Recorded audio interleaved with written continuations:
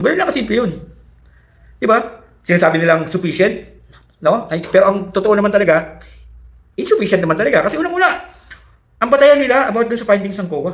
Tapos ang nakakatawa pa, naglabas ng disallowance ng COA yung bago mag-hearing, na hindi nila binigyan o hindi nila in-inform yung OBP.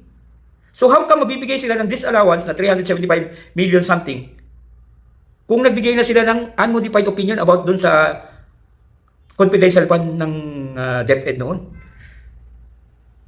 Diba? So doon pa lang nakakapagtaka na. Ibig sabihin, contaminated na rin tong COA. Kasi noon, makita mo naman sinasabi ng COA noon consistent sila. Nasunod yung guidelines sa pag ng OBP. Walang di ba? So yung 73 million disallowance, normal yan. Kasi pwede mo pang iyan Pwede mo pang, kumbaga hindi pa final and executory yan. Pwede mo pang ilaban yan.